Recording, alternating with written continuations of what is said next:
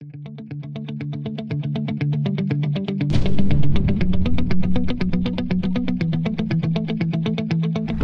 pertama diselenggarakan pada tahun 2021, Smart Discussion Series atau SDS terus berupaya meningkatkan kinerja serta membuat terobosan-terobosan terbarunya. Kiat-kiat dalam persiapan evaluasi sakit tentang komponen pengungkit reformasi birokrasi.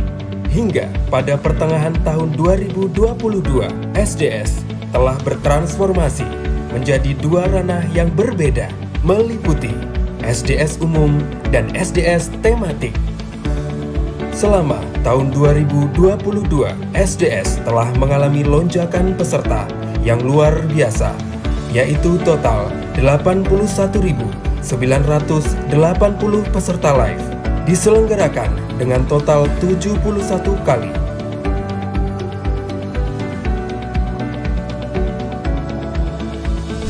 Jumlah sertifikat yang tersebar mencapai 136.067. Berhasil menghadirkan pemateri yang ahli di bidangnya, di antaranya pemateri skala nasional,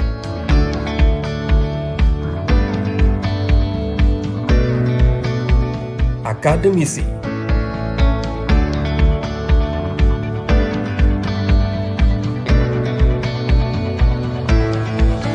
tenaga ahli Smart ID, serta peneliti Smart ID.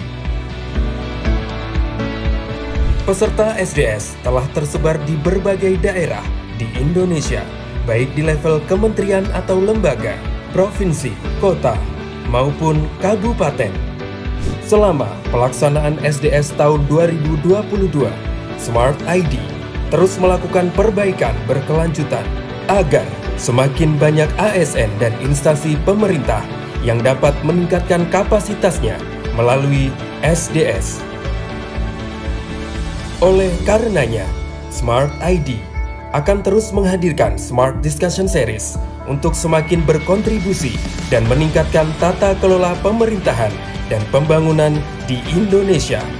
Bagi kalian yang sudah sering mengajukan pertanyaan pada saat SDS ini berlangsung, tapi belum sempat terjawab, tenang aja, karena kami punya program yaitu Smart Question yang merupakan salah satu program di channel YouTube kami untuk menjawab seluruh pertanyaan yang belum sempat terjawab. Nah, kebetulan pada video kali ini akan dibahas beberapa pertanyaan dari Bapak Ibu sahabat Smart SN yang belum sempat terjawab pada SDS edisi ke-8.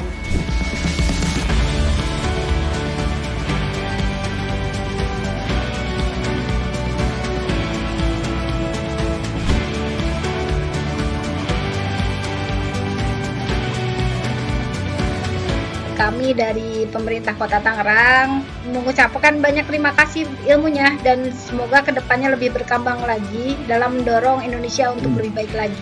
Terima kasih Smart ID, sukses selalu. Welcome to Smart Discussion Series 2023.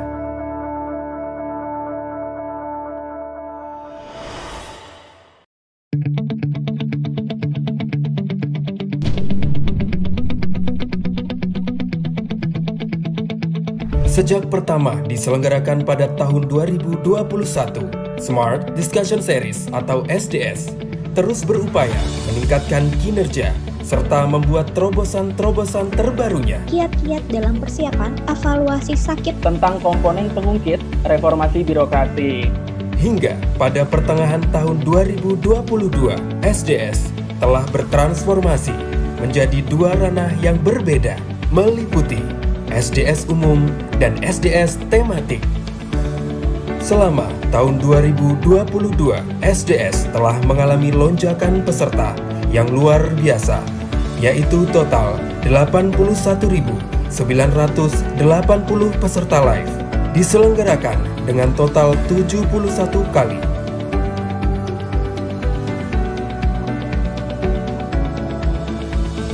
Jumlah sertifikat yang tersebar mencapai 136.067. Berhasil menghadirkan pemateri yang ahli di bidangnya, di antaranya pemateri skala nasional,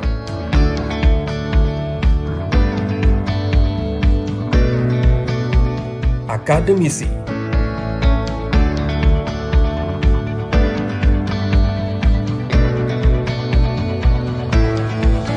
Tenaga ahli Smart ID, serta peneliti Smart ID.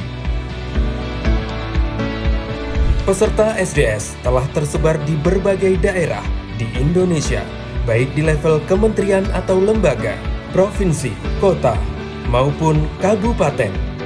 Selama pelaksanaan SDS tahun 2022, Smart ID terus melakukan perbaikan berkelanjutan agar semakin banyak ASN dan instansi pemerintah yang dapat meningkatkan kapasitasnya melalui SDS. Oleh karenanya, Smart ID akan terus menghadirkan Smart Discussion Series untuk semakin berkontribusi dan meningkatkan tata kelola pemerintahan dan pembangunan di Indonesia. Bagi kalian yang sudah sering mengajukan pertanyaan pada saat SDS ini berlangsung, tapi belum sempat terjawab, tenang aja, karena kami punya program yaitu Smart Question yang merupakan salah satu program di channel YouTube kami untuk menjawab seluruh pertanyaan yang belum sempat terjawab. Nah, kebetulan pada video kali ini akan dibahas beberapa pertanyaan dari Bapak Ibu sahabat Smart SN yang belum sempat terjawab pada SDS edisi ke-8.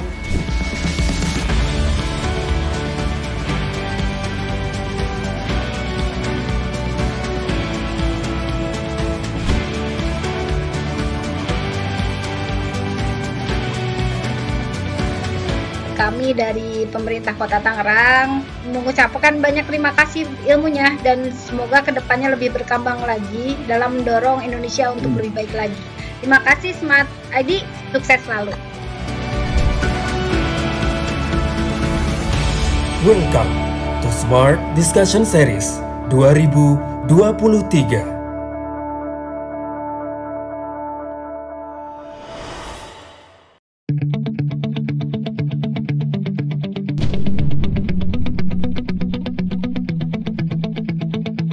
Sejak pertama diselenggarakan pada tahun 2021, Smart Discussion Series atau SDS terus berupaya meningkatkan kinerja serta membuat terobosan-terobosan terbarunya. Kiat-kiat dalam persiapan evaluasi sakit Tentang komponen pengungkit reformasi birokrasi.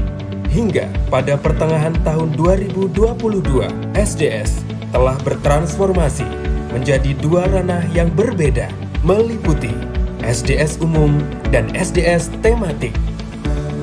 Selama tahun 2022, SDS telah mengalami lonjakan peserta. Smart ASN, apakah suara saya terdengar dengan jelas, Mas, Mbak, tim atau Bapak Ibu?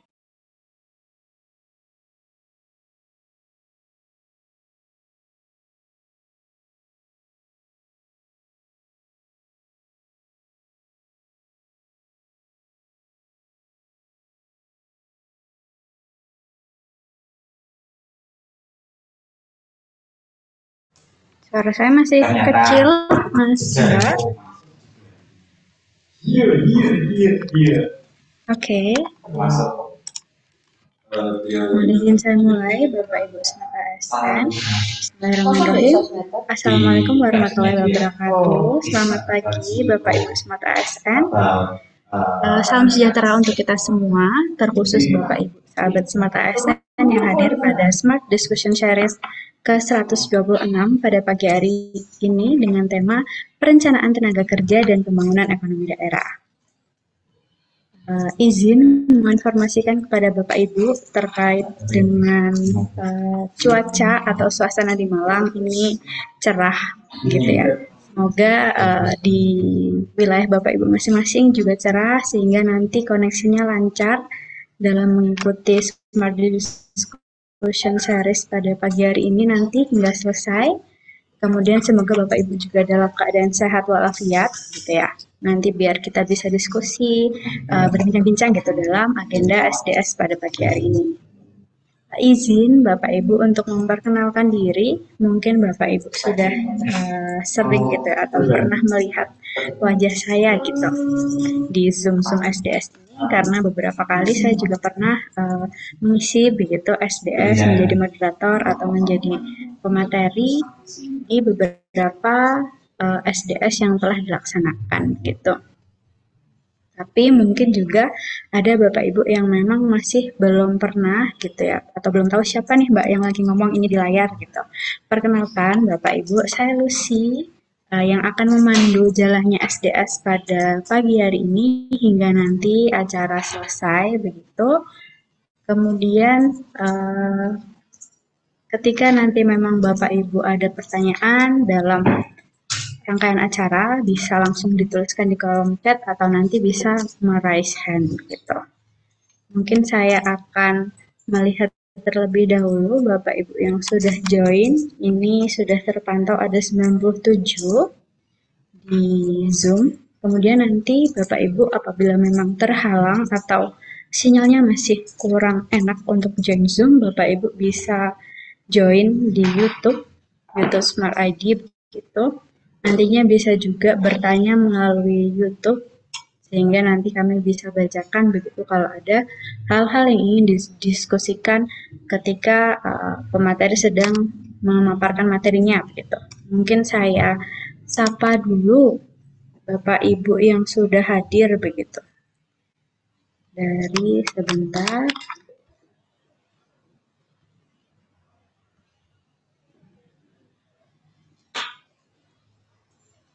Dari Bapak Yuyu Wahyudin dari UPTD IN gitu. Bapak bisa on mic sebentar. Bagaimana kabarnya Pak Yuyu? Alhamdulillah, baik Bu. Dari UPTD mana Bapak? Saya dari UPTD Industri Logam, Dinas Perindustrian dan Perdagangan Provinsi Jawa Barat. Oke, jauh sekali. Kita masih bertemu melalui Zoom gitu ya Pak ya. Siapa tahu kita nanti bisa mengagendakan secara offline gitu. Terima kasih Pak Yuyo. Sama-sama. Kemudian ada Ibu dari Disnaker Kabupaten Nunukan. Dengan Ibu siapa? Pagi Ibu. Apakah bisa on mic sebentar? Masih belum ada suaranya.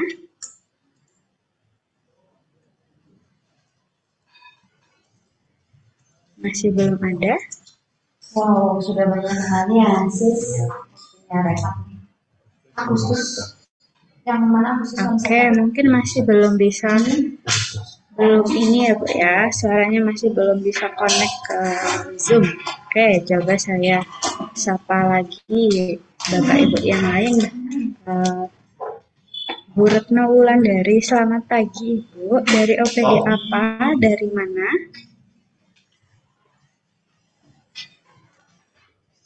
Apakah Bu Retno bisa on mic sebentar? Oh, enggak ada MBKM. Ada, ya di sini. Oke, sepertinya belum. Iya baru. Pak Nasir Nata. Pagi Bapak. Ya, 2 pekan. Oke, sepertinya juga belum. Mungkin nanti Enggak tahu Mas. setelah ini kita sapa-sapa lagi Bapak Ibu yang sudah join. Ini terpantau sudah 110 Bapak Ibu. Semoga Bapak Ibu bisa mengikuti jalannya SDS dengan nanti hingga selesai, kemudian dalam keadaan sehat walafiat begitu. Mungkin saya memperkenalkan kembali terkait SDS Bapak Ibu. Mungkin Bapak Ibu juga sudah tidak asing gitu ya dengan SDS. SDS Bapak Ibu merupakan sebuah forum diskusi secara daring yang diselenggarakan oleh Smart ID melalui media Zoom, YouTube, dan WhatsApp Group. Tetapi ada pemutakhiran begitu dari Smart ID bahwasanya Smart ID SDS, maksud saya SDS ini ada pemutakhiran atau ada upgrade begitu, bisa dilaksanakan secara offline, tetapi mungkin dengan teknis-teknis yang lain secara khusus yang bisa dibicarakan melalui admin dari Smart ID. Kemudian Smart ID dilaksanakan dengan pembicara yang ahli di bidangnya didampingi dengan moderator begitu ya Bapak Ibu ya, yang akan membahas topik yang berkaitan dengan peningkatan kapasitas tata kelola pemerintahan yang berfokus pada sakit, reformasi birokrasi, perencanaan pembangunan dan kebijakan publik. Kemudian SDS ini dilaksanakan setiap minggunya, setiap hari Senin sampai Jumat pukul 9 sampai 11. Dilaksanakan 1 minggu 5 kali Bapak Ibu. Jadi nanti ketika Bapak Ibu ada waktu luang di jam 9 sampai 11 atau sedang mengerjakan sesuatu dan bisa sambil mendengarkan Zoom atau YouTube, Bapak Ibu bisa membuka YouTube Smart ID atau mengikuti ngeklik link Zoom yang sudah di-share di grup SDS begitu. Nanti Bapak Ibu bisa mengikuti SDS. SDS ini terbuka untuk umum, kemudian gratis gitu ya.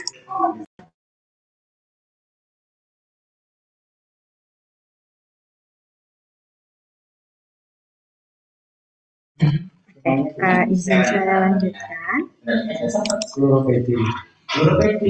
Nah, Bapak Ibu, ada beberapa video yang akan kami putarkan untuk Bapak Ibu sehingga nanti Bapak Ibu bisa melihat begitu atau menyimak apa sih Smart ID itu, kemudian mitra Smart ID itu sudah berasal dari mana aja, kemudian SDS itu apa, kemudian recapnya seperti apa begitu. Nah, nanti akan kami putarkan beberapa video yang Bapak Ibu bisa mendengarkan. Tidak lama Bapak Ibu, mungkin 5 menit begitu ya. Mungkin saya persilahkan kepada Mas Mbak Tim untuk men-share videonya. Silahkan.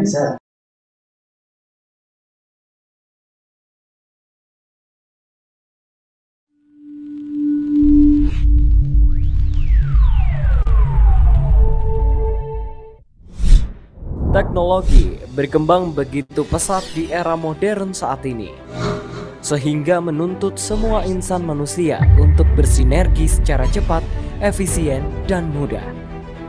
Smart ID merupakan tech company yang dibangun berlandaskan inovasi, integritas, dan kreativitas, hadir untuk negeri.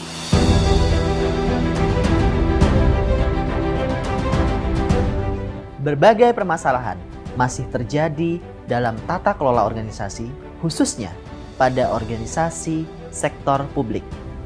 Permasalahan tersebut diantaranya adalah manajemen kinerja dan perencanaan strategis yang kurang berkualitas, reformasi birokrasi yang belum optimal, lemahnya kompetensi sumber daya aparatur, inovasi pelayanan publik yang belum memudaya, serta pengembangan sistem pemerintahan berbasis elektronik yang belum terintegrasi.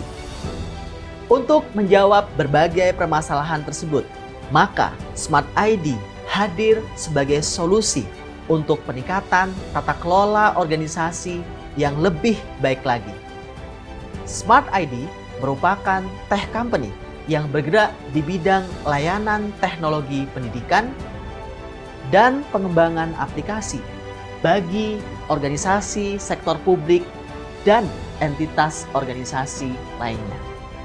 Smart ID memiliki tenaga ahli dan peneliti yang profesional, sehingga dapat menjamin sistem dan metode pendampingan terbaik, serta memastikan berbagai kegiatan yang dilaksanakan memiliki standar kualitas yang maksimal.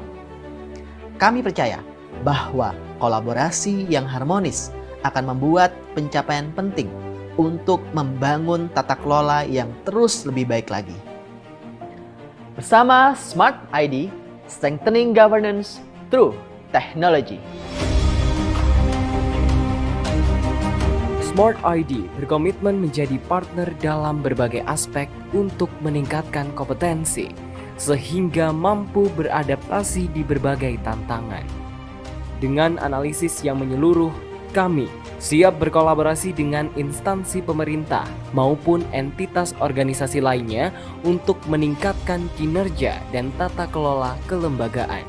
Bersama mitra di seluruh Indonesia hingga dunia, kini Smart ID membentangkan sayapnya.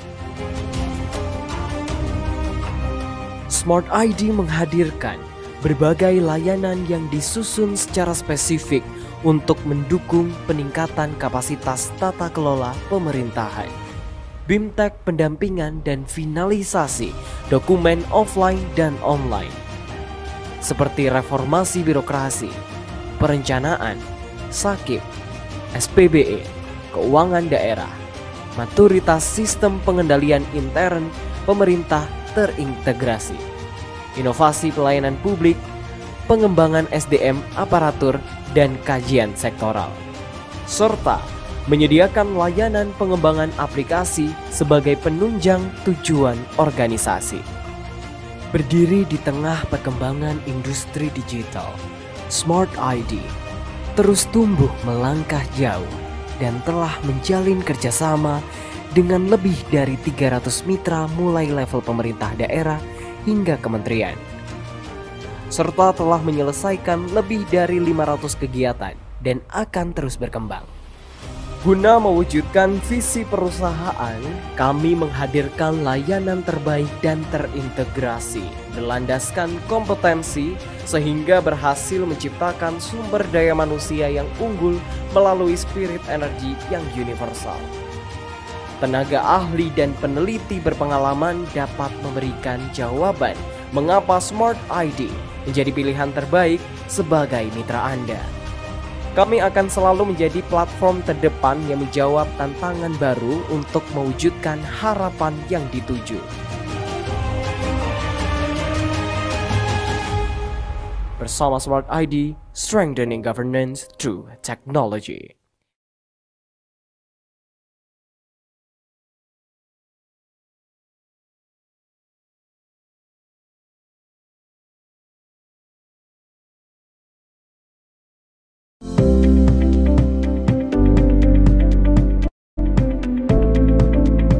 Pelaksanaan BINTEK ini kami sangat berterima kasih sekali, karena ini pada intinya peningkatan kapasitas kepala desa dan lurah dan juga camat, dan ini untuk yang kedua kalinya, sebelum pandemi satu kali dan ini yang kedua kali. Ya, mudah-mudahan apa yang dilaksanakan ini bisa memberi manfaat nanti untuk pelayanan masyarakat dengan adanya pemahaman, pengetahuan, keterampilan dari para perangkat desa, lurah maupun kecamatan, yang nantinya juga meningkatkan pelayanan masyarakat juga pembangunan di daerah kami, Kabupaten Mandau. Oleh sebab itu, harapan kami juga mudah-mudahan juga kerjasama ini juga bisa berjalan terus dalam beberapa hal nantinya yang kita agendakan untuk peningkatan SDM aparatur desa maupun kelurahan, dan juga hal-hal lain yang terkait dengan perkembangan IT dan lain-lain yang bisa nantinya dibawa ke masyarakat untuk menyesuaikan kemajuan kita ya di era era digital dan lain-lain. Mungkin itu saja yang bisa kami sampaikan. Sekali lagi kami mengucapkan terima kasih kepada Sivitas Akademika Universitas Brawijaya yang bekerja sama dengan pemerintah Kabupaten Mandau untuk meningkatkan SDM aparatur desa, camat, lurah di Kabupaten Mandau. Terima kasih.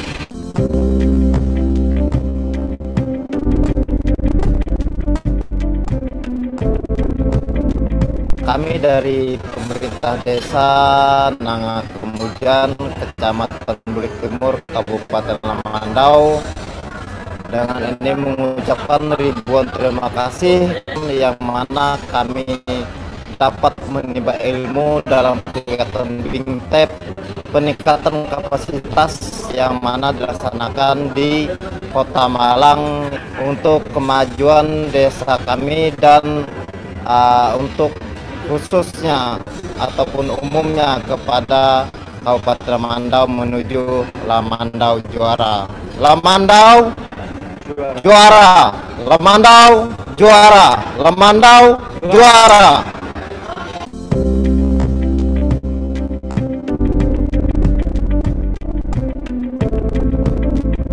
Kami bersyukur dengan adanya kegiatan ini menambah wawasan kami untuk membangun desa nanti setelah kami pulang dari sini.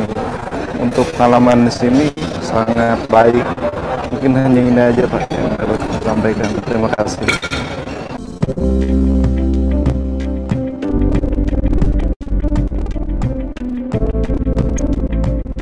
Terima kasih kami sampaikan kepada seluruh panitia penyelenggara dalam BIMTEK ini, sehingga proses kegiatan ini dapat terlaksana dengan baik. Dan dengan adanya BIMTEK ini juga kami dari pemerintah desa sangat merasa manfaatnya sangat luar biasa, terutama dari segi ilmu pengetahuan dan pengalaman-pengalaman yang belum pernah kami dapatkan. Sekian dan terima kasih. Selamat sore. Terima kasih Mas Mbak tim share screen yang video-video tadi gitu ya. Selanjutnya Bapak Ibu mohon izin mengingatkan untuk Bapak Ibu silahkan untuk mengisi presensi kemudian join ke grup Zoom agar Bapak Ibu tidak ketinggalan terkait dengan informasi-informasi terkait dengan SDS yang akan dilaksanakan oleh Smart ID. Selanjutnya saya izin untuk share screen beberapa sosial media dari Smart ID begitu ya. Ada YouTube, mungkin Bapak Ibu yang ketinggalan atau masih belum sempat melaksanakan atau mengikuti SDS secara rutin di jam 9 sampai 11 pagi, itu nanti bisa melihat rekap-rekap SDS yang sudah dilaksanakan oleh Smart ID begitu. Kemudian Bapak Ibu bisa mencocokkan kira-kira Bapak Ibu itu lagi butuh atau membutuhkan video yang apa begitu, materi atau tema apa begitu. Apakah terkait reformasi birokrasi, kemudian apakah per masing-masing pusat layanan atau urusan begitu, itu juga sudah tersedia di YouTube Smart ID, nanti Bapak Ibu bisa akses begitu. Kemudian juga hasil pelaksanaan SDS ada di YouTube Smart ID, nanti Bapak Ibu bisa klik aja atau search Smart ID gitu, YouTube Smart ID nanti akan muncul. Nah ini live streaming pada pagi hari ini, acara SDS ini juga ada di YouTube. Nanti ketika Bapak Ibu ingin memutar kembali atau ada yang terlewat begitu di beberapa part, bisa dilihat di YouTube kami. Begitu. Selanjutnya ini ada beberapa tema-tema yang akan dilaksanakan begitu untuk Smart ID SDS 127 sampai 130 sudah ada, sudah terjadwalkan begitu di YouTube Smart ID. Nah nanti Bapak Ibu bisa ngecek juga apakah ada tema-tema yang dibutuhkan Bapak Ibu, kemudian Bapak Ibu ingin menanyakan begitu, itu bisa mulai dari sekarang di list, sudah bisa di tag apa tema yang akan dilaksanakan di beberapa hari ke depan gitu. Kemudian ada Instagram dari Smart ID juga, Bapak Ibu bisa search di Google juga Instagram Smart ID. Kemudian di sini juga sudah tersedia begitu beberapa rekap atau postingan-postingan Smart ID terkait peraturan terbaru, kemudian pelaksanaan SDS yang akan dilaksanakan setiap harinya, kemudian aktivitas-aktivitas Smart ID yang dilaksanakan, mungkin bekerja pertemuan dengan daerah lain, membahas terkait apa, kemudian pembahasan terkait beberapa hal begitu, itu juga tersedia di Instagram Smart ID. Nanti Bapak Ibu bisa cek, bisa full Instagram Smart ID, kemudian bisa subscribe begitu di YouTube Smart ID. Kemudian selain YouTube dan Instagram, Bapak Ibu, kami juga ada website. Masih loading ya Bapak Ibu ya. Nah ini di sini ada recapnya. Smart ID itu apa begitu, nanti Bapak Ibu bisa ngecek, oh Smart ID ini lembaga apa begitu. Kemudian terkait dengan mitra kami juga sudah kami list di sini, nanti Bapak Ibu bisa cek kami sudah bekerja sama dengan wilayah mana saja atau dinas apa aja. Kemudian di website juga ada terkait dengan agenda SDS juga sudah kami petakan di sini. Kemudian ini sedikit selayang pandang begitu ya. Smart ID sudah bekerjasama dengan 300 partner, kemudian memiliki 50 produk. Kemudian tim kami ada kurang lebih 150 peneliti dan expert atau tenaga ahli yang akan mendampingi setiap kegiatan yang dikerjasamakan dengan Smart ID. Kemudian sudah ada 500 proyek atau kegiatan yang sudah terselesaikan. Dan banyak hal nantinya di sini juga ada artikel-artikel yang Bapak Ibu bisa lihat-lihat begitu ya. Kemudian ada video-video pendek yang bisa Bapak Ibu akses. Silahkan dikunjungi begitu Bapak Ibu untuk websitenya Smart ID. Nanti ketika memang ada hal yang ingin didiskusikan, nanti bisa diklik kontak dan bisa berbagi info secara lebih dalam gitu. Oke, saya izin kembali untuk mengingatkan Bapak Ibu mengisi presensi dan masuk ke grup yang sudah disediakan oleh Smart ID begitu Bapak Ibu.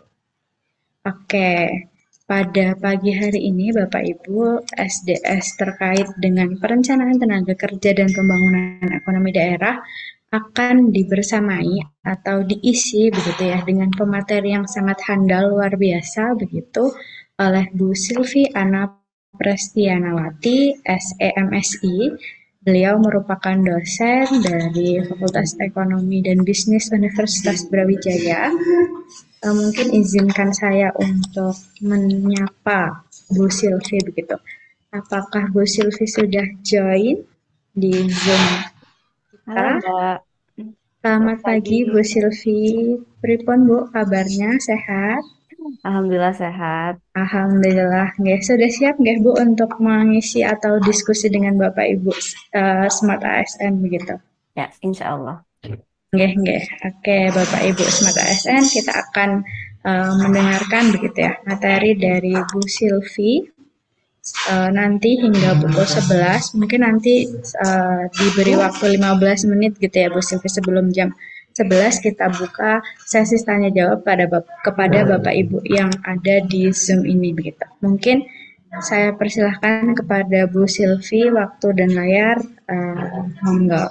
Ya. Mbak, saya dibantu share screen ya. Tadi materinya sudah saya kirim.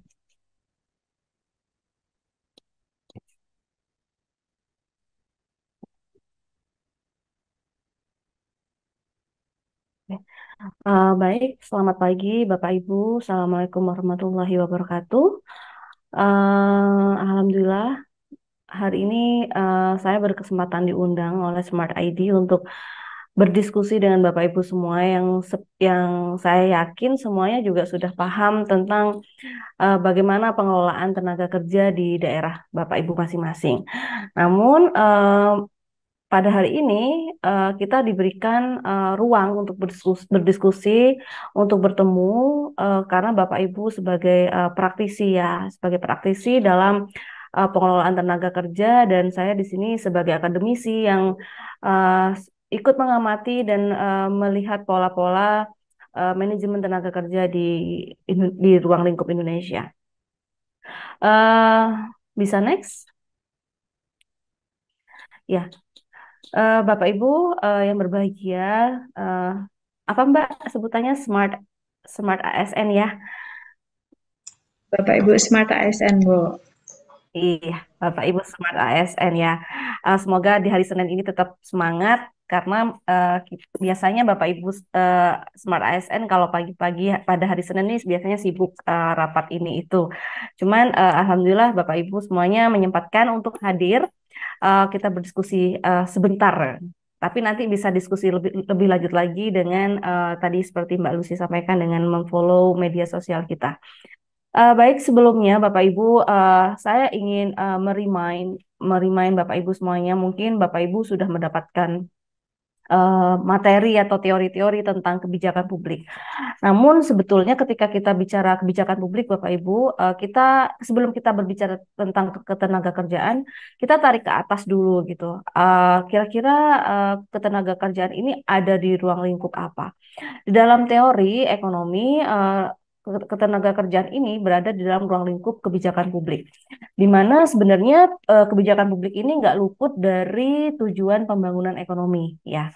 Jadi tujuan pembangunan ekonomi sendiri secara multidimensional ya Bapak Ibu memiliki tujuan untuk menciptakan pertumbuhan dan perubahan struktur ekonomi, termasuk perubahan sosial, mengurangi atau menghapuskan kemiskinan, mengurangi ketimpangan, dan juga untuk mengurangi pengangguran.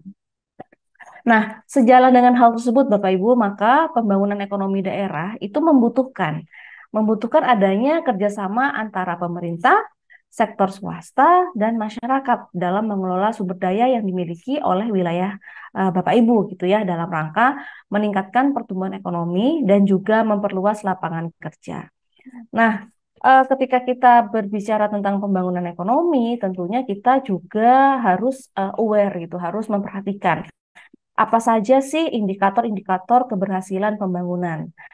Jadi, indikator keberhasilan pembangunan itu ditunjukkan oleh adanya pertumbuhan ekonomi dan berkurangnya ketimpangan baik di dalam distribusi pendapatan masyarakat atau penduduk antar wilayah atau bahkan antar daerah gitu dalam suatu kabupaten.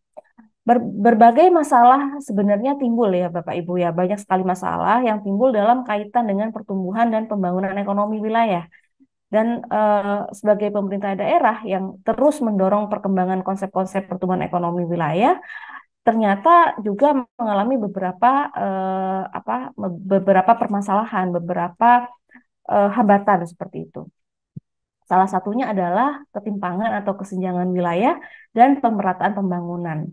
Jadi kesenjangan atau ketimpangan antar wilayah serta pemerataan pembangunan ini Bapak Ibu ternyata menjadi permasalahan utama dalam proses pertumbuhan wilayah. Nah, beberapa perbedaan antar wilayah dapat dilihat dari beberapa persoalan Bapak Ibu seperti potensi wilayah, pertumbuhan ekonomi, investasi, termasuk domestik dan asing ya, termasuk luas wilayah juga, konsentrasi industri, transportasi, tingkat pendidikan, dan juga kualitas pendidikan pada wilayah tersebut, termasuk budaya dan banyak hal lagi.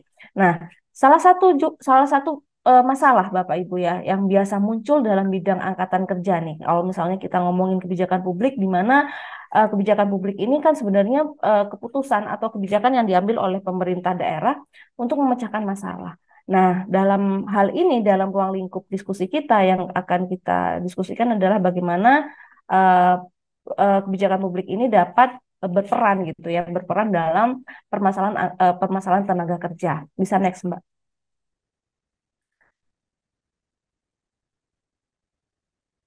Nah, ketika kita bicara tenaga kerja, kita juga pasti berpikir ya Bapak Ibu ya, apakah tenaga kerja itu berhubungan langsung dengan kondisi perekonomian. Nah, dalam pembangunan daerah, dalam proses pembangunan daerah tentunya tenaga kerja ini memiliki peran penting dalam peningkatan perekonomian. Nah, salah satu masalah yang biasa muncul dalam bidang ketenagakerjaan itu adalah angkatan kerja. Jadi salah satu masalah yang biasa muncul ini dalam bidang angkatan kerja ini Bapak Ibu adalah ketidakseimbangan antara permintaan akan tenaga kerja dan penawaran tenaga kerja. Nah, pada suatu tingkat upah Bapak Ibu, pada suatu tingkat upah, keseimbangan tersebut dapat berubah ya, lebih besarnya penawaran dibandingkan permintaan terhadap tenaga kerja, atau kita sebut sebagai adanya excess supply daripada labornya atau daripada tenaga kerjanya. Dan lebih besarnya permintaan dibandingkan penawaran tenaga kerja. Nah, ini kalau di dalam teori ekonomi kita sebut sebagai excess demand of labor. Nah, ada salah satu teori Bapak Ibu yang menjelaskan tentang masalah ketenagakerjaan, yaitu salah satunya teori Ferenis ya. Teori Ferenis ini ada teorinya itu berkaitan dengan bagaimana negara itu atau negara kita ya, negara berkembang yang memiliki ciri-ciri sumber daya alam yang dapat diolah, kemudian sumber daya yang dapat diolah tapi masih banyak gitu kan yang belum diolah. Kemudian penduduknya masih bergantung pada sektor pertanian, tingginya angka pengangguran, serta tingkat pertumbuhan penduduk yang cukup tinggi. Nah, menurut teori ini Bapak Ibu, bahwa terdapat 3 tahapan pembangunan ekonomi dalam kondisi kelebihan tenaga kerja. Nah, yang pertama ada para pengangguran semu. Nah, para pengangguran semu ini adalah kondisi tenaga kerja tidak mampu menambah output pertanian sehingga dialihkan ke sektor industri dengan upah yang sama. Kemudian yang kedua adalah tahap di mana pekerja pertanian menambah output tetapi memproduksi lebih kecil dari upah yang mereka peroleh. Dan akhirnya dalam kondisi ini itu dialihkan ke sektor industri. Kemudian yang ketiga ada tahap yang ditandai oleh awal pertumbuhan swasembada pada saat buruh pertanian menghasilkan output lebih besar daripada perolehan upah yang dicanangkan pada suatu wilayah. Dan di dalam PowerPoint juga ya, di situ saya juga sampaikan bahwa ternyata dalam pembangunan ekonomi daerah, permasalahan-permasalahan mikro itu juga sangat perlu diperhatikan, seperti misalnya upah, Bapak Ibu. Nah, upah itu merupakan salah satu faktor yang mempengaruhi tingkat pengangguran. Ketika kita ngomongin angkatan kerja, ketika kita ngomongin tenaga kerja, kita nggak lepas dari yang namanya pengangguran. Jadi masalah ketenaga kerjaan ini tidak bisa kita pisahkan berdiri sendiri, Bapak Ibu. Ketenaga kerjaan ini memiliki hubungan dengan banyak sekali variabel, salah satunya adalah pengangguran. Di mana pengangguran ini itu juga memiliki hubungan-hubungan dengan sektor-sektor yang lain seperti kesehatan dan pendidikan. Sehingga ketika kita berdiskusi tentang ketenaga kerjaan, kita juga tidak bisa melupakan bagaimana pengangguran itu dipengaruhi oleh apa sih gitu ya. Jadi dalam hal ini yang seperti yang saya sebutkan barusan bahwa upah itu merupakan salah satu faktor yang mempengaruhi tingkat pengangguran. Nah, selain itu upah juga merupakan kompensasi ya yang diterima oleh satu unit tenaga kerja yang berupa jumlah uang yang dibayarkan kepadanya untuk memenuhi kebutuhan hidupnya. Nah, bagaimana penetapan tingkat upah yang dilakukan pemerintah pada suatu negara itu akan memberikan dampak ya Bapak Ibu, akan memberikan dampak terhadap besarnya tingkat pengangguran yang ada. Jadi semakin tinggi upah yang ditetapkan oleh pemerintah, maka akan berakibat pada penurunan jumlah orang yang bekerja pada suatu wilayah tertentu. Nah, indikator ekonomi selanjutnya yang berpengaruh terhadap tingkat pengangguran itu adalah pertumbuhan ekonomi, seperti yang saya sampaikan sebelumnya.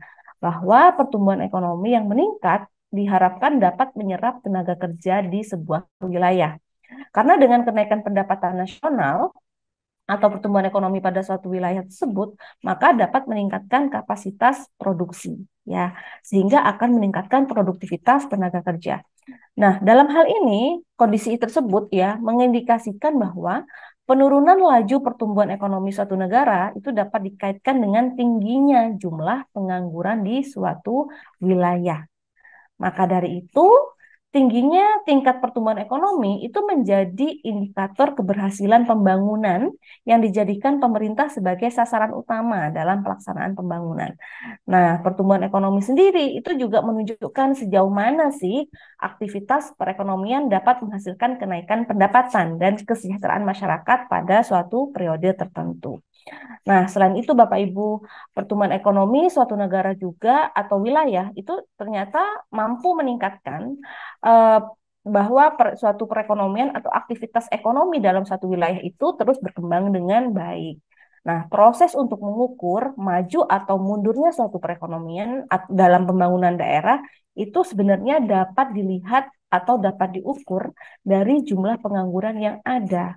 Karena pengangguran itu mengindikasikan parameter sejahtera atau tidaknya penduduk suatu wilayah. Angka pengangguran yang rendah maka dapat mencerminkan pertumbuhan ekonomi yang baik, serta dapat mencerminkan juga adanya peningkatan kualitas taraf hidup masyarakat di sebuah daerah. Bisa next? Nah, Ada 3 hal Bapak Ibu yang ditekankan pada ekonomi sumber daya manusia. Yang pertama adalah investasi dalam pendidikan dan pelatihan. Seperti yang saya sampaikan sebelumnya, yang kaitannya dengan pengangguran, bahwa pengangguran ini berhubungan positif gitu ya, berhubungan kuat, signifikan dengan yang namanya pendidikan. Biasanya dalam penelitian-penelitian yang terdahulu ya Bapak Ibu, pendidikan ini memiliki hubungan yang sejalan gitu dengan tingkat pengangguran. Ketika pendidikan meningkat, maka tingkat pengangguran itu menurun seperti itu. Termasuk pelatihan dan vokasi. Pelatihan dan vokasi ini memiliki peran penting dalam meningkatkan skill para tenaga kerja kita. Karena ketika kita menganalisa ya Bapak Ibu dalam suatu wilayah, itu pasti akan ada kerja, kondisi kualitas tenaga kerja yang dia tidak memiliki tingkat pendidikan yang baik, tapi ternyata memiliki skill yang bagus, yang kita sebut sebagai skilled labor. Nah, untuk satu lagi ada tenaga kerja yang dia memiliki tingkat pendidikan yang tinggi, misalnya sampai S1 misalnya, S2 atau bahkan S3. Tapi dalam hal-hal tertentu ternyata dia tidak memiliki keterampilan yang diinginkan oleh pasar tenaga kerja, sehingga meskipun dia memiliki tingkat pendidikan yang tinggi, bisa saja dia berkontribusi pada tingkat pengangguran suatu wilayah. Dan sebaliknya pada tenaga kerja yang pertama tadi ya Bapak Ibu, dia tingkat edukasinya rendah gitu, misalnya nggak lulus SMP sampai SD aja begitu, tapi ternyata dia punya skill yang tinggi, dia punya daya juang yang tinggi, dia punya kecakapan mental yang baik sehingga mampu memenuhi kebutuhan pasar tenaga kerja.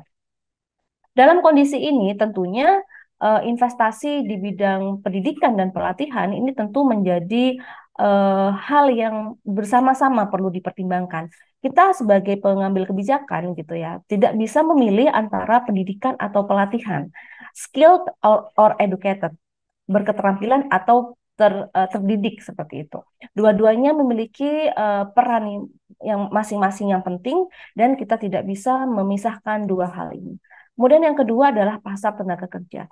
Pasar tenaga kerja ini berhubungan dengan bagaimana pemerintah suatu wilayah atau pemerintah daerah itu mampu menciptakan pasar kerja yang kondusif. Artinya antara upah dengan ketersediaan dengan ketersediaan tenaga kerja ini memiliki hubungan yang baik.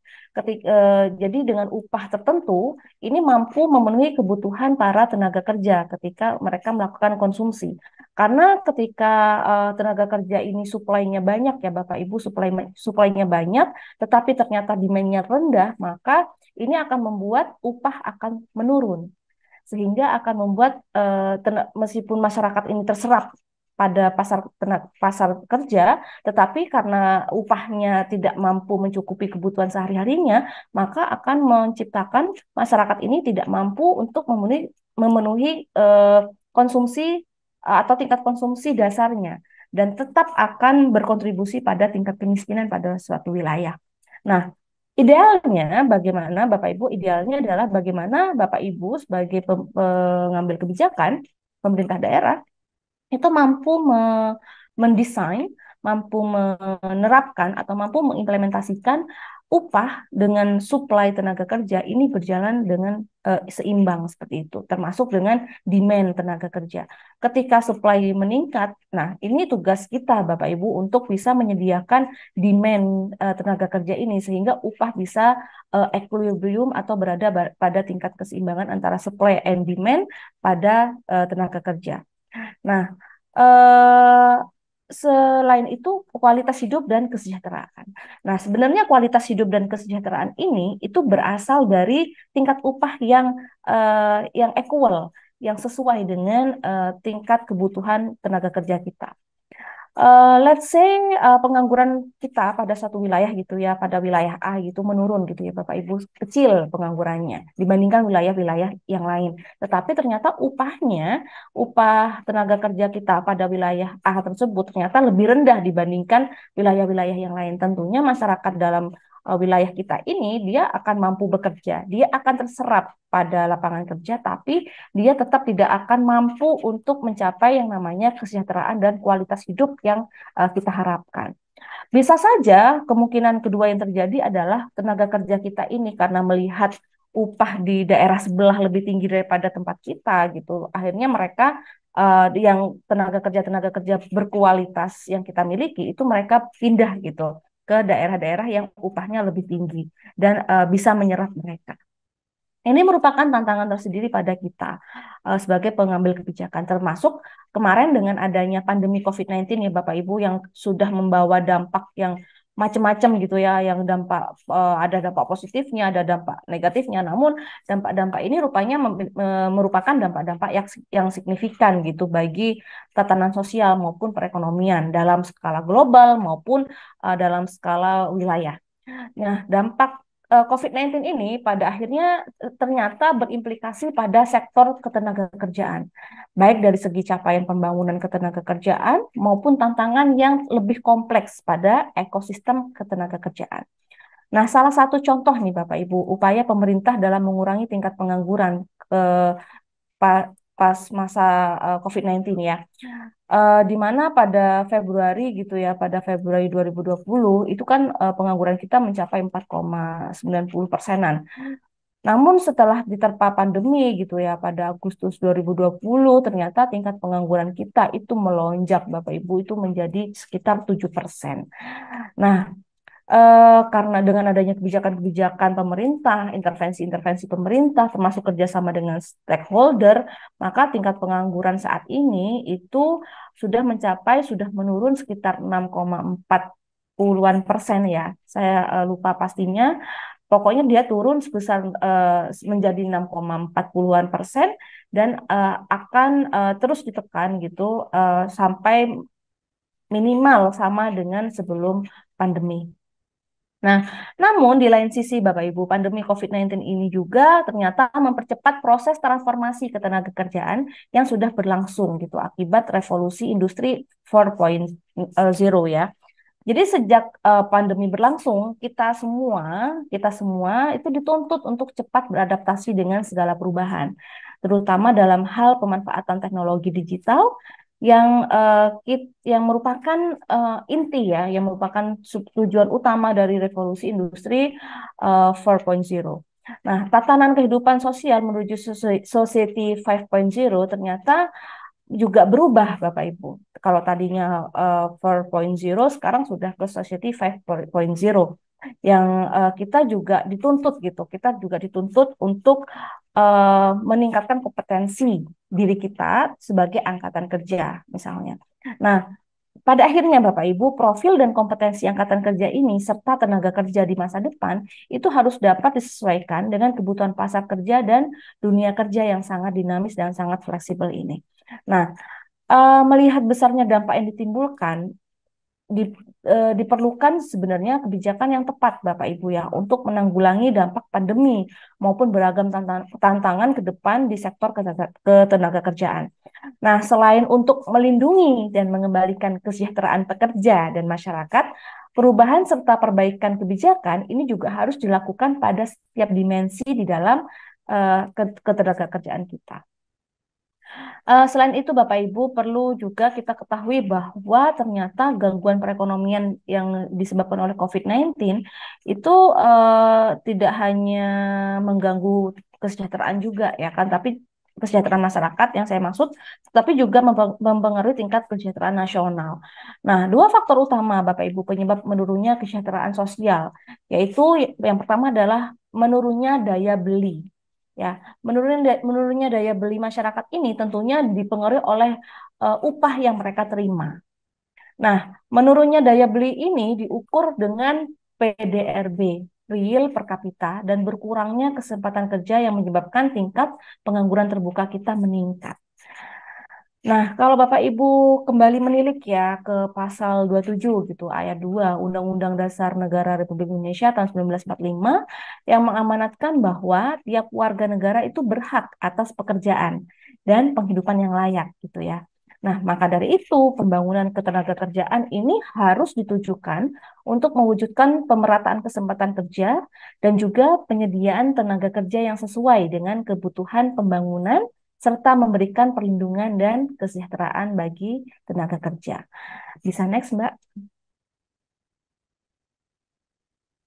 Nah, untuk menciptakan perlindungan dan kesejahteraan bagi tenaga kerja, kita sebagai pengambil kebijakan gitu ya, itu harus memiliki perencanaan tenaga kerja. Ini saya yakin Bapak Ibu juga sudah sangat familiar dengan perencanaan tenaga kerja, atau kita sebut sebagai PTK gitu ya, yang nantinya akan melahirkan yang namanya RTK. Dan ini saya sudah yakin sekali Bapak Ibu sudah pada ahli dalam melaksanakan PTK ini. Namun untuk merewind lagi atau mengingatkan atau untuk sebagai pemantik diskusi kita, mohon izin saya memberikan definisi gitu ya, apa sih perencanaan tenaga kerja. Jadi PTK itu merupakan proses strategis ya untuk memastikan ketersediaan, kualitas, dan distribusi tenaga kerja yang sesuai dengan kebutuhan. Nah, PTK ini dalam teori ekonomi Bapak Ibu sebenarnya ditujukan untuk menyeimbangkan supply and demand tenaga kerja kita, seperti yang barusan saya bahas ya. Dengan adanya PTK ini, kita nanti bisa tahu gitu bagaimana kondisi tenaga kerja kita pada suatu wilayah, berapa sih supply-nya, seperti apa kualitasnya, profilnya seperti apa, yang dibutuhkan oleh pasar itu kira-kira berapa, profilnya juga seperti apa, sehingga kita bisa, kalau di dalam teori ekonomi, kita bisa menderive atau menggambar kurva tenaga kerja yang kita nanti harapannya bisa menyeimbangkan upah. Upah ini kita bisa letakkan sebagai variabel yang bisa mengontrol supply dan demand tenaga kerja kita. Nah, sebelum kita diskusi tentang PTK yang Bapak Ibu sudah pada paham gitu ya, saya mungkin perlu mengantarkan dulu tentang bagaimana tenaga kerja ini ternyata dipengaruhi oleh distribusi penduduk juga. Nah, distribusi penduduk usia kerja yang kita miliki sekarang Bapak Ibu pada tahun 2021 hingga 2024 itu ternyata diperkirakan masih mengikuti tren tahun sebelumnya. Sebagaimana terdapat kecenderungan penduduk usia kerja di perkotaan secara persentase itu terus bertambah Bapak Ibu. Nah, sedangkan persentase penduduk usia kerja di pedesaan itu malah justru berkurang. Nah, ini menurut saya menjadi isu yang perlu kita diskusikan gitu dalam proses perencanaan tenaga kerja. Untuk teknis-teknis perencanaan tenaga kerja, saya yakin Bapak Ibu sudah paham gitu ya, sudah ahli dalam merencanakan secara teknis. Tapi untuk sebelum kita berangkat ke technical dalam perencanaan tenaga kerja, kita juga harus memahami apa sih isu-isu strategis nasional yang sekarang sedang terjadi. Sehingga ketika kita tarik ke wilayah kita, gitu, ke kabupaten atau kota yang kita handle, apakah isu itu masih relevan? Nah, secara isu nasional, Bapak Ibu, saya sampaikan bahwa ternyata persentase penduduk usia kerja di pedesaan itu ternyata berkurang. Dan untuk yang perkotaan ini malah justru meningkat. Apa yang menjadi masalah seperti itu? Apa hubungannya dengan pembangunan ekonomi? Seperti yang mungkin Bapak Ibu pernah dengar juga bahwa ternyata desa itu merupakan lilin-lilin pembangunan. Pembangunan itu berasal dari desa. Jika persentase penduduk usia kerja di desa ini menurun, maka tentunya penyerapan lapangan kerja yang ada di desa itu juga akan menurun juga. Lalu bagaimana dengan pembangunan yang ada di desa? Padahal kita membutuhkan penduduk-penduduk usia kerja ini yang mereka masih produktif untuk tetap melaksanakan misi-misi pembangunan di pedesaan. Nah, ketika kita ngomongin tenaga kerja dan pedesaan, Bapak Ibu, ternyata tenaga kerja yang ada di pedesaan ini lebih banyak melakukan imigrasi, gitu. Jadi karena seperti yang saya sampaikan sebelumnya juga, bahwa ternyata tenaga kerja ini nggak cuma ngomongin tenaga kerja, kita nggak bisa Bapak Ibu ngomongin tenaga kerja aja. Kita harus ngobrolin juga masalah pendidikan, kita ngobrolin juga masalah kesehatan, bahkan kita juga harus ngobrolin masalah ketahanan pangan pada wilayah tertentu gitu. Karena tiga hal ini menurut saya itu mempengaruhi tingkat kualitas individu pada suatu wilayah. Orang misalnya pendidikannya bagus nih gitu ya, pendidikannya bagus, tapi ternyata dia akses ke kesehatan itu susah, sehingga orang ini yang pendidikannya bagus itu tidak bisa menjadi bagus gitu Bapak Ibu, karena mungkin dia ketika sakit dia tidak bisa mengakses akses kesehatan, kemudian bahkan pangan juga ya, ketika akses kesehatan oke, pendidikan oke, tapi ternyata harga-harga pangan pada wilayah Bapak Ibu mahal gitu, sehingga tidak bisa diraih atau tidak bisa dibeli gitu, tidak bisa dengan mudah dibeli oleh masyarakat, sehingga ini akan berdampak pada kesehatan juga ya. Jadi tiga hal ini menjadi isu yang bisa diperhatikan sehingga kita bisa melihat potensi tidak hanya potensi tenaga kerja, tidak hanya melihat potensi sumber daya manusia, tapi kita juga harus melihat potensi alam atau potensi sektor-sektor yang lain yang ada di wilayah Bapak Ibu.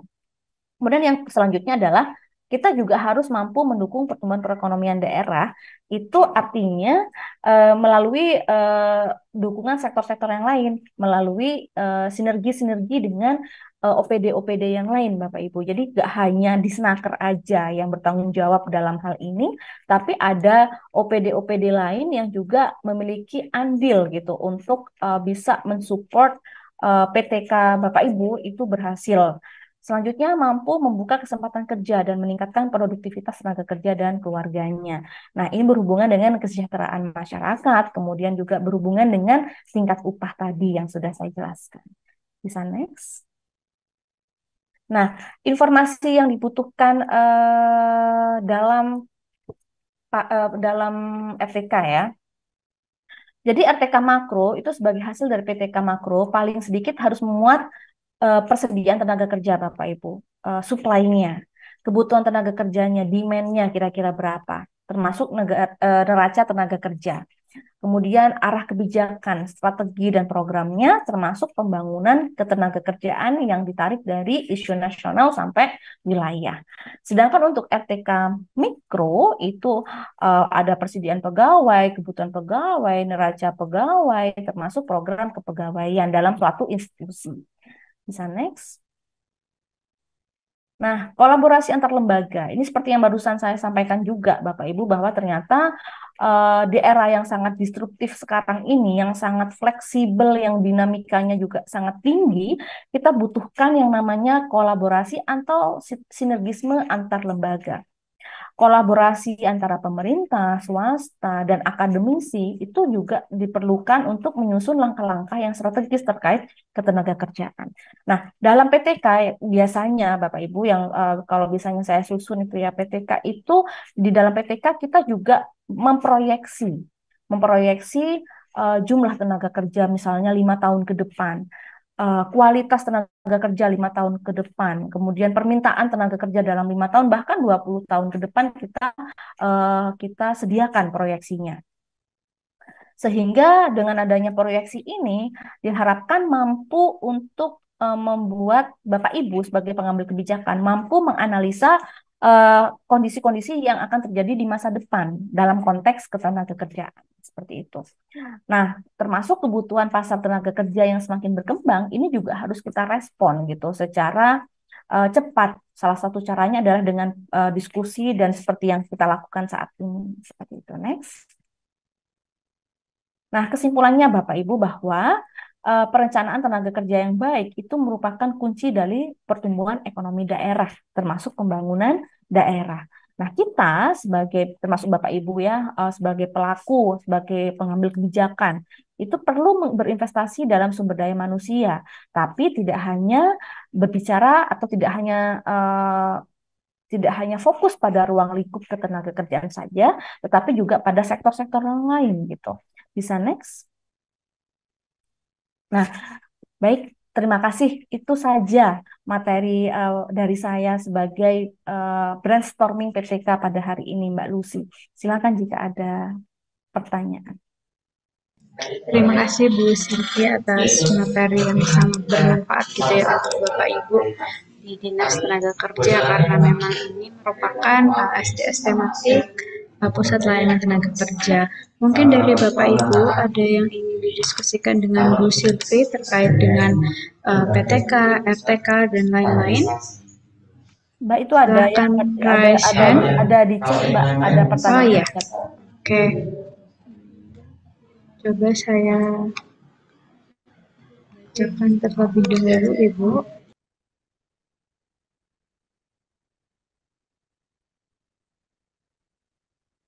Kayaknya Ibu Nunung ya. Oh iya, ini ada pertanyaan dari Bu Nur, dari Biro Pemodda. Mungkin saya izin bacakan terlebih dahulu, tapi nanti ketika memang belum ada yang ingin disampaikan secara lebih panjang atau bisa berdiskusi secara langsung, bisa on cam begitu ya Bu Nunung. Mungkin izin saya bacakan terlebih dahulu. Izin Bu, seperti apa ketentuan penyusunan dokumen RTK daerah atau RTKD?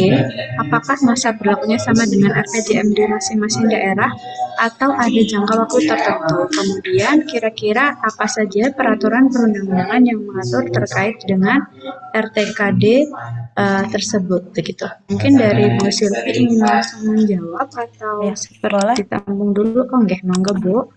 Iya, terima kasih Bu Nunung atas pertanyaannya. Mengacu pada pasal 17 ya, Bu Nunung, pada Peraturan Pemerintah Republik Indonesia nomor 15 tahun 2007 bahwa RTK makro khususnya itu disusun untuk jangka waktu 5 tahun gitu. Nah, RTK makro sendiri itu dilakukan evaluasi untuk disesuaikan dengan kondisi lingkungan strategis yang mempengaruhi, termasuk juga dilakukan oleh instansi pemerintah pembina sektor lapangan usaha yang bersangkutan di tingkat pusat dulu, baru ke daerah. Seperti itu, Bu Nunung. Ya, Peripur Bu Nunung ada yang ingin disampaikan atau diskusi? Iya, izin Bu. Kebetulan saya tuh kemarin masuk di tim LPPD ya Bu. Nah, salah satu indikator kinerjanya itu terkait ketersediaan RTKD di Kabupaten Kota. Nah, ketika kita kebetulan saya keliling 5 kabupaten kota, mereka tuh berbeda-beda masa berlakunya RTKD-nya itu. Ada yang 5 tahun, ada yang 3 tahun. Nah, itu apakah memang dalam peraturannya seperti itu gitu? Itu kan berarti RTKD kabupaten kota ya, ya. Ya, Bu. Makanya kemarin itu karena kita dari Biro Pemerintahan, kita juga tidak terlalu memahami terkait peraturan tentang RTKD ini gitu. Jadi kemarin awalnya kita terima alasan dari kabupaten kota bahwa ketika tidak tersedia karena mereka anggapannya masa berlakunya sudah habis dan akan menyusun kembali karena masa berlaku 3 tahun. Tapi ada juga yang 5 tahun gitu. Apakah itu memang harus masa berlakunya sama dengan RPJMD atau memang ada ketentuan sendiri? Iya, iya Bu. Jadi kalau sepengetahuan saya itu RTKD itu 5 tahunan Ibu. 5 tahunan itu berdasarkan pada peraturan pemerintah yang tadi yang saya sebutkan. Gitu. Mungkin untuk evaluasinya itu bisa dilakukan setiap tahun biasanya Ibu. Jadi evaluasi data dan lain sebagainya itu dilakukan setiap tahun dan bisa disesuaikan gitu. Jadi untuk RTKD biasanya sepengetahuan saya 5 tahun dengan dasar hukumnya itu tadi peraturan pemerintah nomor 15 tahun 2007.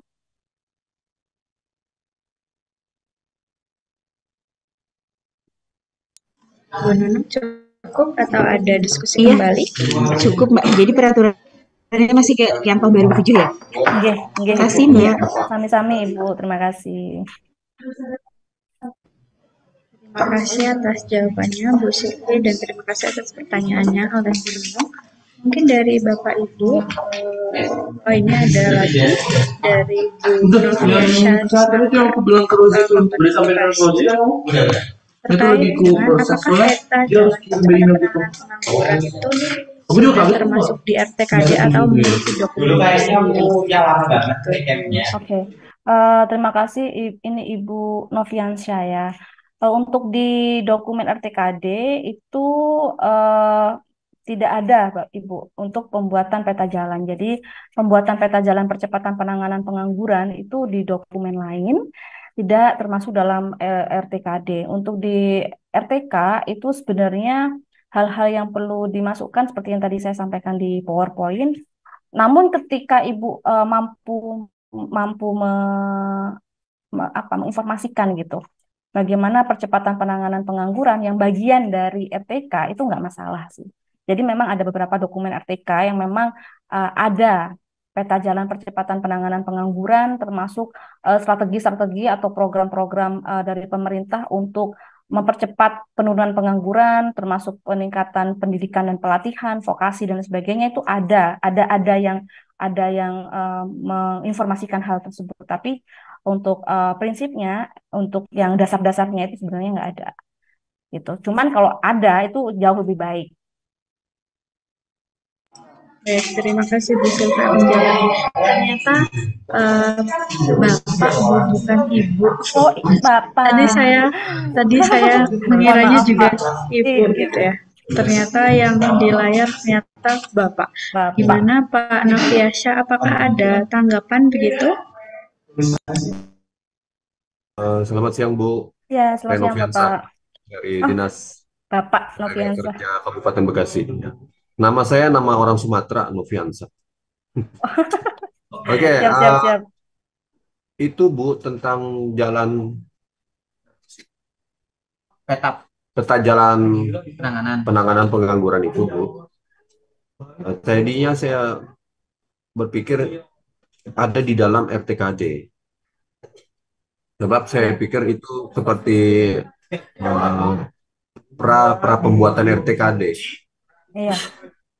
Saya pikir perannya gitu kan, baru buat petanya. Untuk perannya itu kalau biasanya saya susun itu biasanya review dulu Pak.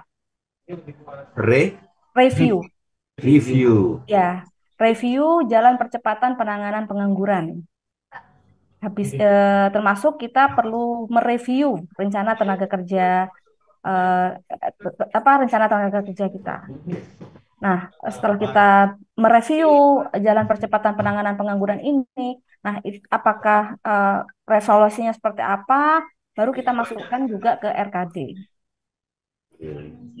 Bu mau tanya, tadi kan RTKD itu katanya per 5 tahun, sesuai dengan aturan apa tadi, undang-undang apa? Nomor 15 tahun 2007. Iya. Sekarang tahun 2023 belum sebentar lagi mau pemilu, bupati juga kita bukan bupati beneran ya, istilahnya bupati pejabat PLT ya. PLT. Nah ini kapan kita harus mulai buat RTKD? Kalau misalnya sekarang kan masih mau ganti bupati Pak. Kalau saran saya pas bupatinya udah baru aja. Oh gitu ya? Iya. Berarti kalau bupati baru kita nunggu pemilu dulu itu? Iya, nunggu pemilu dulu Pak, nanti 5 tahun ke depan gitu. Kalau misalnya bikinnya sekarang nanti untuk perencanaan bupati yang baru, ya kalau bupati yang baru setuju, kalau enggak gimana? Oh iya benar juga ya, kalau bupatinya setuju ya, kalau enggak? Iya, sama program-program. Kalau misalnya bupatinya satu grup nih sama bupati yang lama mah nggak apa-apa kan, untuk isu strategisnya kita bisa di ACC gitu. Tapi kalau berubah nih, kita harus revisi lagi. Maaf Ibu, kebetulan kami itu di perencanaan sudah nyiapin dana 400 juta untuk 2024 membuat RTKD dengan bantuan konsultan. Menurut Ibu bagaimana? Untuk bupati tahun berapa Pak pemilihannya? Ya nanti September 2024. September 2024. Oke, September 2024. Nah, kalau misalnya Bapak memang sudah menyiapkan anggaran untuk menyusun RTKD, itu sebenarnya nggak masalah. Tapi dengan catatan bupati yang baru ini harus accept, harus menerima gitu ya. Jadi untuk RTKD 2024 itu bisa disusun berdasarkan RPJMD, Pak. RPJMN kita turunkan ke RPJMD, kemudian jadi isu-isu strategis, kemudian kebijakan-kebijakan atau program-program kita based on ke RPJMD. Dengan kondisi yang kita analisa, itu tahun 2004 sampai 5 tahun ke depan. RTKD itu bisa direvisi gak di tengah jalan? Bisa Pak, bisa. Bisa ya. Artinya kalau kami lanjut dari awal 2024 itu mulai gitu ya. Melakukan review apa tadi? RTKD. Apakah boleh lalu nanti ada ganjalan di tengah jalan lalu kita review apa bisa di edit gitu? Kita bisa mereview lagi dengan kondisi-kondisi tertentu Pak. Misalnya terjadi tingkat pengangguran banget gitu atau meningkat banget. Atau kita review karena berdasarkan ternyata IPM Bekasi tiba-tiba naik pesat gitu Pak. Maka kita perlu mereview. Satu lagi Bu nanya, maaf Ya, ya nanya dulu ya. saya nih. Nggak apa-apa Pak, silakan. Eh, Sebaiknya kita kerjasama dengan dinas apa Bu supaya efektif? Kalau kebanyakan dinas nanti kata orang Betul, nggak chaos nanti. efektif. Pokok dinas apa Bu yang mendukung RTKD bisa kita ajakin kerjasama? Mohon bantuan Bu info. Ya, untuk RTKD, Pak, itu yang pertama kali perlu Bapak lakukan sebenarnya nggak nganalisa tenaga kerja langsung, tapi sektoral dulu. Biar kita tahu OPD-nya, OPD mana yang bakal berkontribusi besar buat kita. Nah, kalau saya tanya balik nih ke Bapak, kira-kira untuk di wilayah Bapak, di Bekasi ya, Kabupaten Bekasi, itu sektor apa Pak yang maju dan berkembang? Ya paling getol mah itu pendidikan lah yang terkait banget. Karena dia Oke. kalau anak-anak lulus pasti cari kerja. Nah, Betul. kalau Yang dia nggak saya lanjut, iya, betul, betul. Maksud saya untuk sektor-sektor ini, sektor industri kah atau industri oh itunya pertanian kah? lapangan kerjanya Iya, industri Bu. industri. Nah, berarti ketika kita sudah tahu nih sektor industri yang bergerak, maka kita perlu OPD yang berkaitan dengan industri ini, Pak, yang memberikan kebijakan, kemudian memberikan policy-policy terkait kemajuan dari sektor ini. Karena kalau misalnya sektor ini ternyata didukung terus nih sama OPD-nya dengan ada insentif lah, ada apa, maka tenaga kerja bakal lebih banyak keserap di sektor ini. Dan Berarti pendapatan berarti iya, dinas perindustrian ya kita iya, ikutkan. betul. Ada lagi Bu? Itu aja sih Pak. Jadi sebelum sebelum Bapak bikin RTKD, itu Bapak sebaiknya menganalisa sektor-sektornya dulu. Itu biasanya kalau saya itu menganalisanya pakai LQ Pak, location question. Jadi dari LQ itu kita termasuk shift share, kita tahu nih sektor mana yang berkembang tapi tertekan dan lain sebagainya, sehingga kita bisa mutusin OPD mana yang akan kita repotkan gitu untuk membantu RTKD kita. Jadi Oke, itu Ibu kan arahnya kepada lapangan kerjanya ya. Kalau yang menimbulkan tenaga kerja seperti dinas pendidikan apa enggak? iya, kalau dinas pendidikan pastinya ikut sih Pak, karena otomatis variabel-variabel dari ketenaga kerjaan itu kan ada pendidikan, kesehatan, termasuk ketahanan pangan, gitu. Ketahanan pangan kaitannya apa? Ketahanan Bapak kalau pinter, Bapak punya ijazah, tapi Bapak nggak bisa makan, akses pangannya susah, susah juga kan? Iya, ya. Kalau mau dikait-kaitin sih semua terkait lah. Iya, tapi Cuma mungkin maksud saya, saya maksudnya jangan kebanyakan gitu. Kalau iya, banyak-banyak yang nanti, prioritas pendidikan sih Pak. iya, kalau dia kerja, kalau nggak mau kerja sama kita, nah, Betul, pendidikan sih, karena terkait dengan pelatihan dan vokasi tadi. oke, lanjut. Oke, ya itu dulu deh Bu. Makasih. Siap. Terima kasih Bapak. Terima kasih Bu Sylvie atas jawabannya sangat bermanfaat. Begitu kemudian juga terima kasih Pak Noviansyah terkait dengan pertanyaannya. Begitu.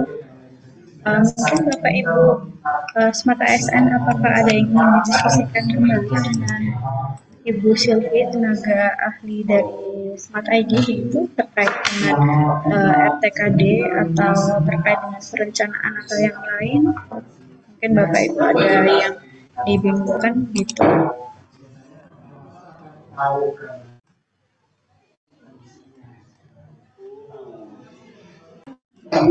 Sepertinya belum ada Bu Sisti. Kemudian saya izin mengingatkan kepada Bapak Ibu ketika memang masih terlewat atau ini ada satu, boleh Bu atau dijawab di smart question masih ada waktu buat RPG kan? Boleh Mbak, ini pertanyaannya Boleh. bagaimana cara memastikan kesetaraan gender dalam perencanaan tenaga kerja dan pembangunan ekonomi di daerah. Nah ini isu menarik juga sebenarnya Bapak Ibu tentang gender. Beberapa waktu lalu saya sempat mengevaluasi perencanaan tenaga kerja di suatu wilayah di Jawa Timur. Nah ini ternyata ditemukan Bapak Ibu perempuan itu yang gender perempuan ini lebih banyak bekerja di sektor informal dibandingkan sektor formal. Jadi keterterimaan perempuan ini atau keterlibatan perempuan di wilayah itu di salah satu kota kabupaten di Jawa Timur itu di sektor formal itu rendah. Kemudian yang kedua, kalau kita ngomongin gender, waktu itu saya temukan juga yang menarik dan menyedihkan. Ternyata perempuan di wilayah itu tingkat pendidikannya sangat jauh lebih rendah dibandingkan laki-laki. Jadi laki-laki itu mereka minimal S1, perempuan rata-rata masih SD. Dan rata-rata perempuan ini bekerja di sektor informal dan menjadi lemah gitu ya, atau menjadi rentan.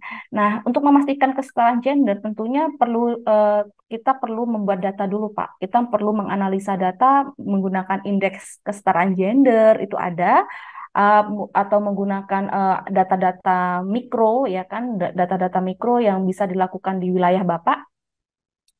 Nah, ini tentunya akan membantu sekali ke dalam kita membuat kebijakan gitu. Bagaimana ternyata bagaimana perempuan juga bisa terlibat, atau bagaimana laki-laki juga punya akses yang sama dengan perempuan, misalnya seperti itu.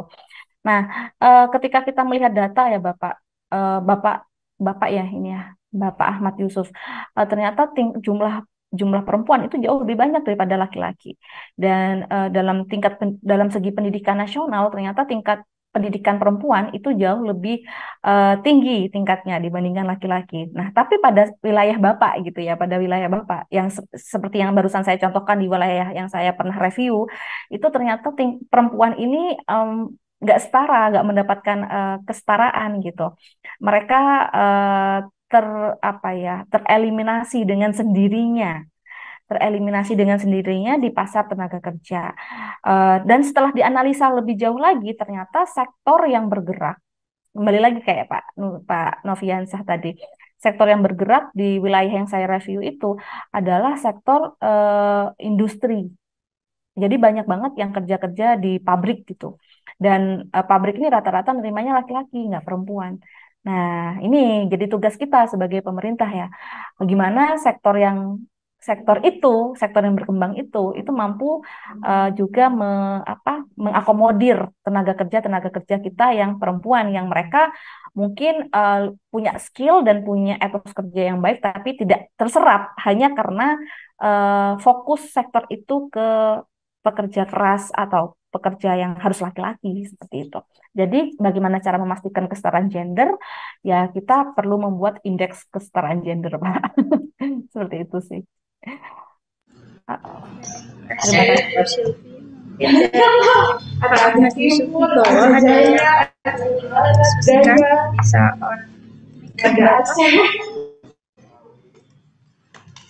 bisa sepertinya belum. Ini mungkin Mbak ada dari Mas Niadi, Bapak Mas Niadi, sama Bapak mana ya? Dari Bapak Ibu Nunukan ya. Oke, terkait dengan teknis penyusunan RTKD, kemudian apakah RTKD itu bisa disusun dari dinas terkait tanpa konsultan? Mungkin saya izin memberikan sedikit Bu terkait dengan teknis penyusunan, itu kan pasti panjang kalau Ibu menjelaskan sekarang. Bisa sampai maghrib nanti. Nah, iya. Mungkin kita bisa agendakan di SDS tematik selanjutnya terkait naker ya Bu. Mungkin bisa menjawab yang terkait dengan pertanyaan kedua dari Pak Mas Niadi di Dinas Trans Nunukan. Apakah bisa disusun secara mandiri dari dinas terkait tanpa konsultan? Iya. Iya, bisa Pak. Bisa disusun mandiri tanpa konsultan.